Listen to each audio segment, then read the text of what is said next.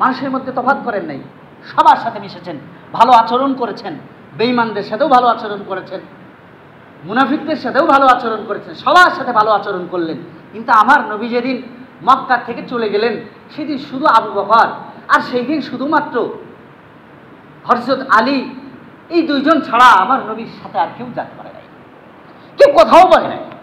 কিরে, যেই নবী মক্কায় বড় হলো, যেই নবীর কাছে মানুষ আমানত রাখলো, গচ্ছিত রাখলো টাকা পয়সা সোনা, যেই নবীকে কাফের বেঈমানেরা বলল না তিনি আসলে ভালো ছেলে, সেই নবী যেই দিনকে মক্কা থেকে চলে গেল তার পক্ষে কেউ বলল না, কেউ বলল না, কেউ বলল না। শুধুমাত্র আবু বকর আর শুধুমাত্র আলী। আলী শুয়ে আছেন বিছানায়, নবীকে বলছেন, ইয়া রাসূলুল্লাহ, ইয়া হাবিবাল্লাহ, আমি আপনার বিছানায় থাকি, আপনি চলে যান। সুবহানাল্লাহ বলেন। ঈমান দেখছেন, ঈমান কত মজবুত। সে নিশ্চিত জানে যে আজকে এখানে শুয়ে থাকলে আমাকে হত্যা করবে, নিশ্চিত সে জানে।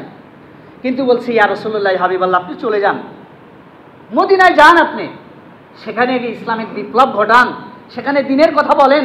এই অন্ধের দেশে আয়না বিক্রি করেন না আপনি। যারা অন্ধ তাদেরকে আয়নার ডিজাইনার যদি কোনো এসে আয়না সম্পর্কে থিওরি দেয়, যারা অন্ধ চোখেই দেখে না, জন্মগতভাবে অন্ধ, তারা কি আয়না সম্পর্কে বুঝবে? বরফের দেশে কি ফ্রিজ বিক্রি করা যায়? বরফের দেশে কি ফ্রিজ বিক্রি করা যায়? অন্ধের দেশে আয়না বিক্রি করা যায় না, বরফের দেশে ফ্রিজ বিক্রি করা যায় না। আমার নবীকে বলেছেন হযরত আলী এই কথাগুলি। আমার নবী চলে গেল, যার পরে দরজার কিনারায় দাঁড়িয়ে বলছে, আলী, তোমার কি মনে নাই যে এখনই কাফের বেঈমানের আমার ঘরে আসবে, আমাকে মনে করে তোমাকে হত্যা করবে? হযরত আলী কি বলেছিল? হযরত আলী কি বলেছিল যে না, আমার এমপির সাথে খুব আতাত আছে, যাতায়াত আছে, উনি ফোন দিয়ে আমাকে বাঁচাবে? এটা বলছে? হযরত আলী রাদিয়াল্লাহু তাআলা আনহু তিনি বলেছেন, ইয়া রাসূলুল্লাহ, ইয়া হাবিবাল্লাহ, আমি বিছানায় এখানে আছি, আপনি চলে যান মদিনায়, সেখানে ইসলামিক বিপ্লব ঘটান। আর এইদিকে বেঈমানেরা এসে যদি আমাকে হত্যা করে আমার জীবন সার্থক হবে। আমি বিশ্বনবীর প্রাণের বিনিময়ে নিজের প্রাণ দিয়ে বিশ্বনবীকে রক্ষা করেছি। এরকম সুবহানাল্লাহ। দুইজন। আমি অবাক হয়েছি ইতিহাসটা যখন পড়েছি, অঝরে কেঁদেছি যে এই হাদিস, আমার নবী 40 বছর যেখানে লালিত পালিত হলেন, এত ভালো মানুষ, তার জীবনে কোনো কলঙ্কের দাগ নাই, সেই নবীর পক্ষে কেউ বলতেও পারলেন না, মক্কার কোনো লোকই বলতে পারলো না। কেন পারলো না? তারা ওই গণতন্ত্রের পূজারী আবু জাহেলের কাছে বিক্রি আছে। সহজ মনে করেন না। ঈমান শুধুমাত্র মসজিদে আসা, নামাজ পড়া, এটা ঈমানদার না। শুধুমাত্র ঈমান না, এটাও ঈমান, তবে শুধুমাত্র ঈমান না।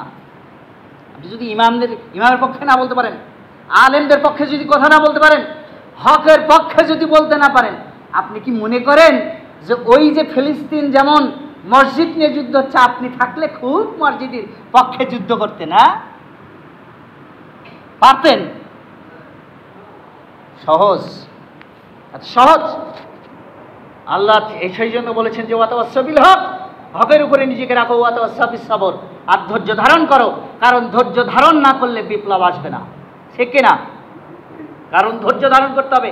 যে ব্যক্তি হক কথা বলবে, সমাজ তার বিরোধিতা করবে, রাষ্ট্র তার বিরোধিতা করবে, পরিবার তার বিরোধিতা করবে, প্রতিবেশী তার বিরোধিতা করবে। আর 4টা সেক্টর থেকে যতক্ষণ আপনার বাধাও না আসবে, ততক্ষণ আপনিও ইমানদার না। যতক্ষণ 4টা বিষয় থেকে আপনার বাধা এসেছে, তখন আপনি ইমানদার। একেবারে নির্দ্বিধায় নিশ্চিন্ত বলতে পারেন যে আমি ইমানের পথে আগাচ্ছি, আমি ইমানের দিকে আগাচ্ছি। কই আপনি নামাজ পড়েন, আপনার ফ্যামিলি বলছে, বাধা দিয়েছে, আপনার রাষ্ট্র বাধা দিয়েছে, আপনার সরকার বাধা দিয়েছে,